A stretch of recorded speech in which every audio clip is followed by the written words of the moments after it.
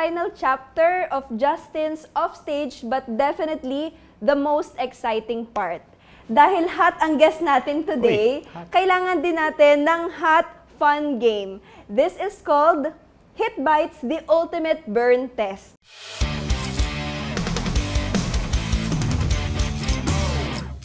Wow. Sir Justin, kumakain ka ba ng spicy? Yes, kumakain naman tayo. Favorite mo naman ng spicy? Sakto lang, pero gusto ko yung mild lang eh. Pero ready kang ma-challenge ngayon? Game naman ako kahit saan. Game naman ako. Sasabihin ko lang sa iyo, Sir Justin, ang game concept natin. This is the game concept.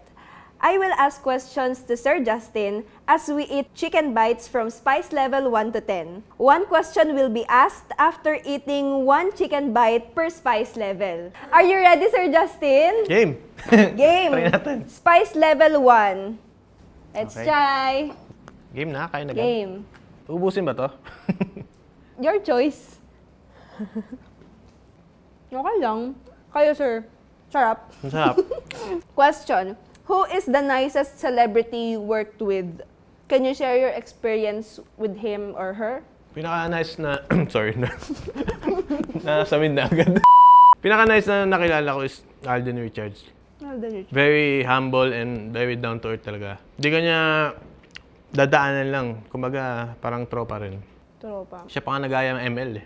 Wow. Sa amin talaga mga dancer, nakipag-ano siya sa amin.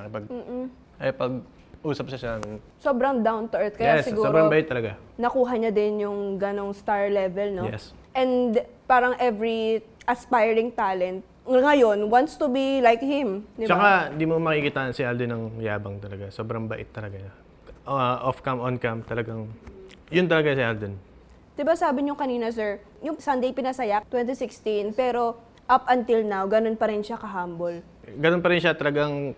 nakakatuwa kasi, Alden Richards yan, di ba? So, mataas na si Alden. Kumbaga, masarap sa pakiramdam sa amin kasi nakikipagkaibigan siya sa amin. Kahit sa aming mga dancers. May isa pa Rodion Cruz. Kapatid po ni Raver Yes, Cruz. kapatid ni Raver. Sobrang bait din siya. Dancer din po siya, di ba? Yeah, dancer siya. Tapos, ganun din siya makipag-usap the way sa mga dancer. Talagang sobrang humble. Ready ka na po ba for Spice Level 2? Gusto mo 10 na eh. 10 na? Grabe naman. Later na yon. Sige. Number 2 muna. Spice Level number 2. Parang hindi naman masyado pang maanghang yung Mukhang suka yung... Sarap. Kaya pa. Game. Kaya pa. Question number 2. Anong hardest part of being a talent sa industry? Hardest part siguro yung haba ng oras. So, kung sa regular work, may 8 hours. Sa mga talent, open time. So, hindi mo alam kung ano oras ka uwi. Pwedeng maaga or pwedeng talagang late na. May time ba, sir, na sunod talaga yung projects, walang uwi? Yes, may time naranasan ko dati na nag-extra ako sa isang palabas. Then, hindi ako umuwi. Sakto yung call time ng isang palabas. Diniretso ko na. So, naligo na lang ako dun sa kung saan man may available na location namin. Kung saan inabot. Talagang wala akong tulog, pinatos ko. Kumbaga, yun yung hindi ako namimili ng work talaga. And from one location to another, To sir, another location. diretso lang talaga. Yes, ang waiting area pa namin lagi is Quezon Ave McDonald's. Doon yung waiting area namin mga talents. Then, natapos na kami sa isang taping, 6 a.m. tapos na. Then, alaga na naman ako sa ibang taping kasi nga may mga contact ako na friends ko, ganyan. Sama ka dito, ganyan. Gaano katagal, sir, yung wala kang tulog dahil sa mga projects mo? Siguro umabot parang mag-iisang araw na nga eh. Isang araw? Oo, halimbawa, call time ko is 6 a.m. Uuwi ako, kinabukasan na mag 4 a.m. Then, sasabak na naman ako. Siguro makapakatulog ko lang is 2 hours lagi. Parang ganun. Curious lang din ako, sir. Kapag ba talent ka, ikaw din yung gumagastos ng mga pamasahe mo? Yes, kailangan mo rin talaga mag-invest sa sarili mo, pamasahe, pagkain. Kasi hindi naman laging all the time kompleto yung food or may ibigay man sila, hindi naman... Depende sa'yo kung mabubusog ka or hindi. Siyempre, pag nagutom ka, kailangan mo rin talaga may extra money. Para pantawid gutom din talaga. So, pag aspiring talent ka pala, sir, kailangan mo din talagang mag-invest muna sa sarili mo, sa pera, mabot din sa time na commute, ganon. Talagang commute. Minsan may service naman, pero siyempre, pag uuwi ka na, sariling pamasahe mo pa rin yan. Minsan may time na nanghiram lang din ako sa kasama ko, sino yung kasama ko ng time na yun. Ganun naranasan ko before. Grabe. Spice level 3. Okay. Okay. Tignan natin kung abot ng 10.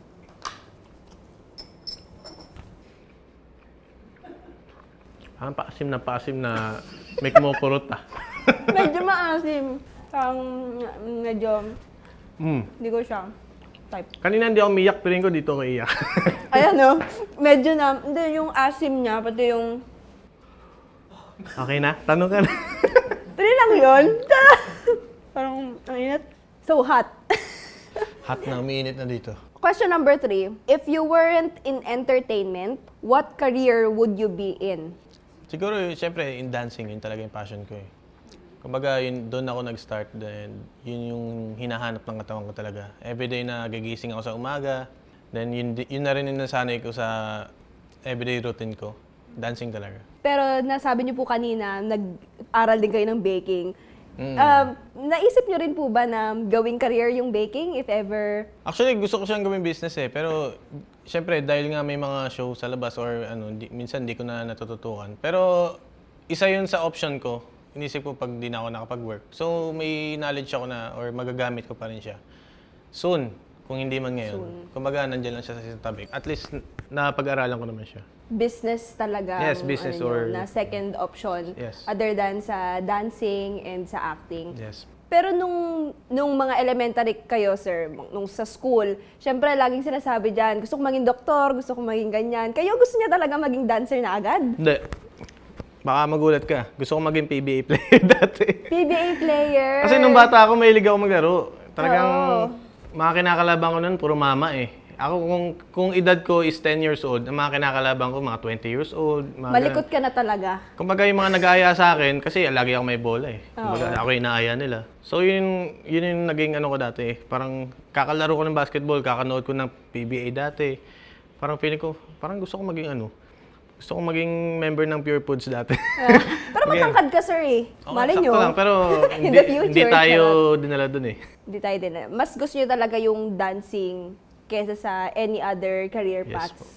So, sobrang swerte nyo din, sir, na napadpad kayo sa career path na gusto nyo. Yes diba? po, sobrang thankful ako na at least yung talent is nagiging, kumbaga, doon ako kumikita. Doon ako. And masaya ako sa ginagawa ko.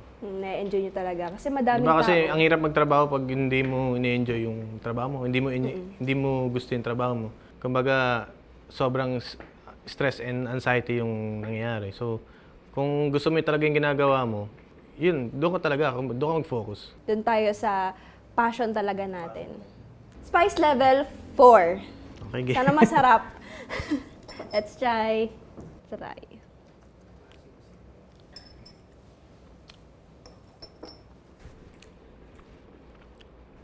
Sarap. Parang mas maanghang yung 3. Oo, doon ako sa 3 tinamaan eh. Lasing na nga ako eh. Mas maanghang yung 3.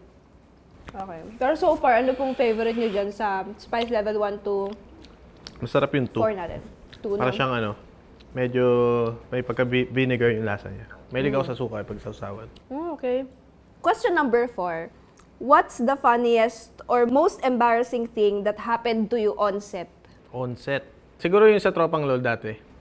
Lagi nila ako na kukuha as side host, parang extra host sa Tropang LOL. So, meron kaming game show na Beat the Two.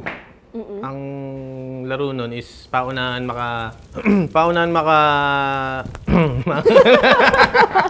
gumagano na. Paunahan makahula. Halimbawa, song, ganyan. So, lagi akong nahuli. Never akong nanalo. Siguro mga ilang episode yun, di ako nanalo. Pero lagi din ako chine-cheer up. So, siguro isa yun sa pinakamasayang ano. Tapos, naranasan ko rin doon yung lagi-laging icing sa mukha. Ganun. May mga ganong laro Lahat nun ng sa consequence, Tropang LOL. kasama ako, ganun. Pero masaya ding experience yun na para masama. kang side host din nila. Kumbaga, nila Miss welcome Alex. nila ako kahit dancer ako noon. Sobrang saya ako kasi sobrang babait ng mga artist na kasama ko. So, namimiss mo na rin talaga ang Tropang LOL Talagang squad sobrang niyo. napamahal sa akin ng Tropang LOL. Wow. Ready ka na po ba for Spice Level 5? Sige, game. Yung 4 wala masyadong anghang. Pinakamanghang pa rin yung number 3. Tama. Hindi talaga, lahat ng asos makakang. Pero ang init. Ang init na ngayon. Siya yung Oo, naka-jacket pa ka. Okay. Parang hot ah. Question number 5. What's one hidden talent or skill that you have that people don't know about? Siguro, yun nga, yung aside sa sinabi ko kanina, yung paggigitara. Hindi alam niyo yung mga kagrupo ko na nagigitara ako. Siyempre, sayo kami ng sayo, hindi na alam. May parang gusto ko rin sa music. Kasi yung dalawang brother ko, sa kanila ako natuto. May mga banda sila dati. So, mahilig silang sumasali sa mga Battle of the Bands. So, natuto ko sa kanila. Marunong ka rin po bang kumanta? Sa CR. Kunyari CR to. Sa video Pwede okay. ka kumanta ngayon? Akanta talaga? Kung kailan mo ako pinakain ng mga, mapakatay. So, gitara. Hanggang ngayon nagigitara po kayo? Oo, kasi hindi man nawawala yun. Kumbaga pag napag-aralan mo na. Kasi nagitara din po ako pero ngayon hindi ko na siya na-practice. Next time pwede nating ipakita yung guitar skills ni Sir Justin, di ba? Go. Spice level 6.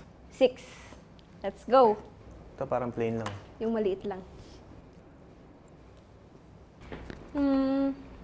Anong sa tingin niyo, sir? Mild lang. Sakto lang. Number 3 Pero parang may kumakati ah. Maasim. Ay lang. Yun muna ako. Mas maano yung asim kaysa sa anghang. Question number 6. What's your guilty pleasure after a long shoot? Siguro yung umorder ako ng gusto ko kahit ano. Kumbaga nawawala yung strict Stress. diet. Yung diet ko is hindi ko nakokontrol. So, syempre, nag-workout ako. Imbis na healthy yung kainin ko, minsan nagpa-fast food ako, parang ganun. Siyempre pagod din sa long shoot. Tsaka bukod dun, kahit after shoot, mahilig talaga ako sa iced coffee. Kumbaga, kahit gabi, nagkakape. Nagkakape. Siguro yun yung pinaka-ano. Sa normal day niyo po ba, hindi kayo nagkakape sa gabi? Iced coffee? Ganun din.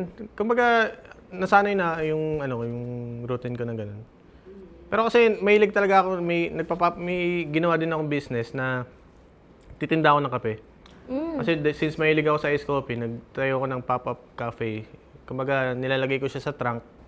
Then, umiikot ako somewhere na kumbaga, yung bukod sa pag wala akong show, yun yung ginagawa kong side hustle. Nagtitinda ako kape. Sa sa media, meron ka bang nanonood ka ba, binge watch ka ba ng kung ano-anong mga movies? Wala naman. Hindi ako mahilig sa movies eh. Kumbaga, tutulog ko na siguro. Tutulog mo After na work lang. siguro, tutulog ko na talaga. After a long shoot, gaano po katagal ang tulog nyo? Kasi sa pagod, sa stress. Depende eh. Kung kunyari, may show kinabukasan, siguro pinaka-short na yung 2 hours. 2 hours? May time kasi talaga na uuwi ka na lang, kukuha na ng gamit eh. Ganun yung mga buhay ng dancer minsan eh.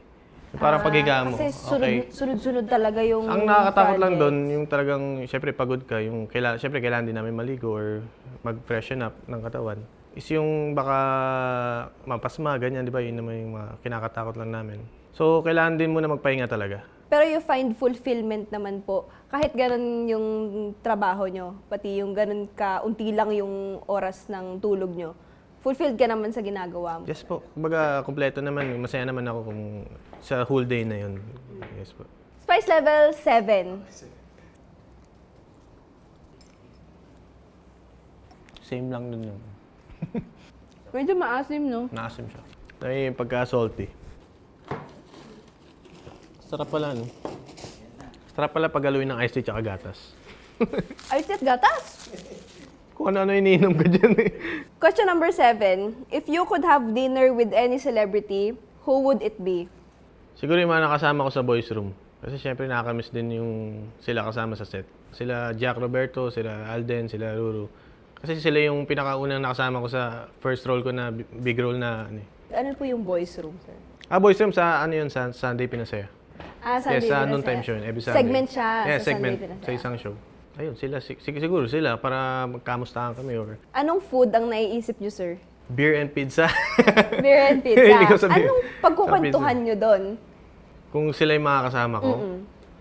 Kamustahan siguro kung ano nang ganap nila sa buhay ngayon or kamusta mga shootings nila, mga ganap nila sa buhay. Pag ganun ba, sir, may contact pa rin kayo with them? Friend ko naman sila sa Facebook. Friend naman sa Facebook. Naging friend ko sila sa Facebook, Instagram, kumbaga. Pero syempre, ang daming mga projects na rin, kaya Kumbaga, minsan hindi na talaga. rin talaga nag-uusap-usap din. Spice level 8. Let's go. Parang sobrang anghang nitong part na to. Parang ayaw kong kainin ah. Nag-uwaki na. Parang paasim ng paasim yung mukha. Mas, mas nalalasahan yung asim sa anghang. Siguro kung mas dinami yan, mas makati dito. Question number 8. Sinong director, actor, and dancer ang top pick mo for a dream collaboration? One of director namin sa GMA, si Direk Louie Ignacio. Sobrang bait ni Direk Louie. Tsaka very professional siya sa lahat. Tsaka love na love ko yung shot ni Direk Louie. Kumbaga, pag may prod, talagang tatatata. Sobrang focus talaga niya sa monitor.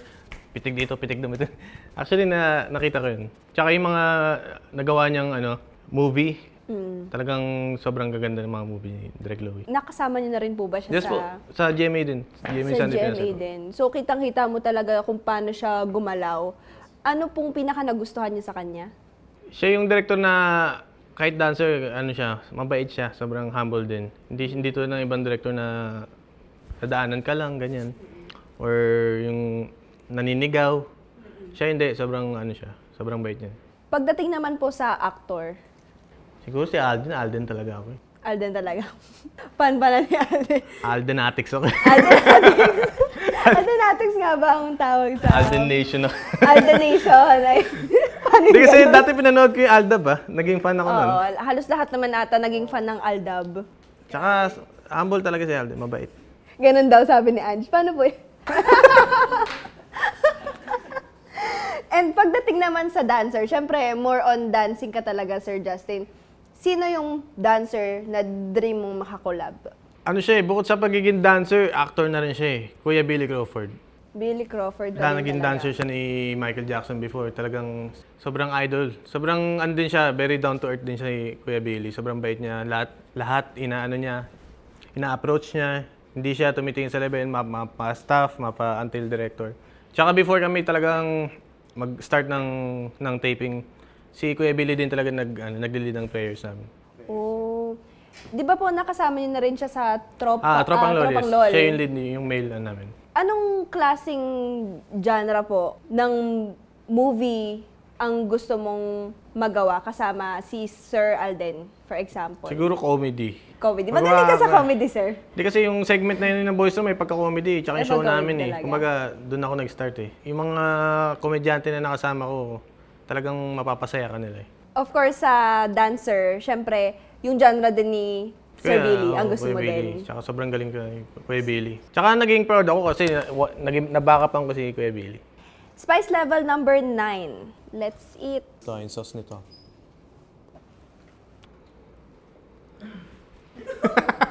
Wrap up na tayo. Charot. Wait lang, parang nasa huli yung anghang niya. Manghang talaga. Anghang ba talaga? Wait lang. Hindi pa siya nag-ano sa akin Pinapawisan na ba ako?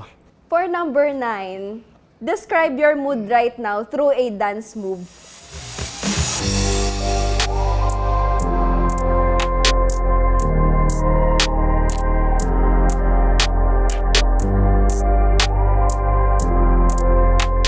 Mahangang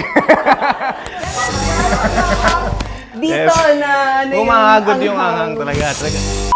Palakpakan naman natin si Sir Justin. For the last spice level number 10. Ayun na. Let's go. Last one. Dito magkakaalaman.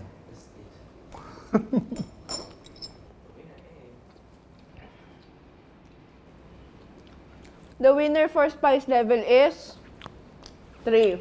3 and Sobrang 9. 3 and 9. Sobrang anghang. For number 10, last but not the least, kunwari ito na yung last shot mo for today. Show us your ultimate close-up look sa camera. Oh, yeah. Pogi! Ganyan Dahil Aldab Nation siya. Yes. Thank you, Sir Justin, for this experience with you.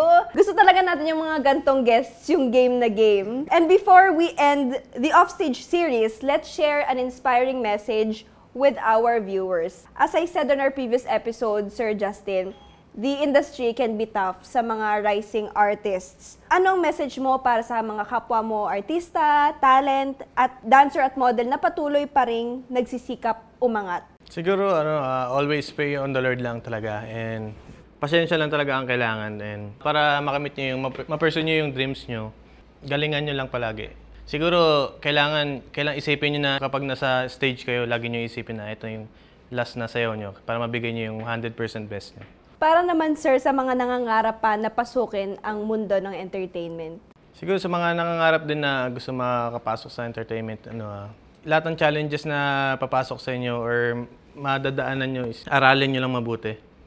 And always do your best sa mga gagawin nyo everyday o sa life nyo or sa work nyo, ibigay nyo or mahalin nyo yung katrabaho nyo and mahalin nyo yung work nyo. Yun lang po. Thank you so much again, Sir Justin. You are truly a testament of chasing dreams with heart, resilience, and determination. Thank you so much, Sir Justin. Would you like to plug anything, Yes, sir? follow my social media account, Justin Dimandal or Justin D sa Facebook, Instagram, TikTok. And abangan nyo ako lagi every Friday and Saturday sa Studio Dance Club located at Greenbelt 3, 3rd floor. Masayawan tayo dun.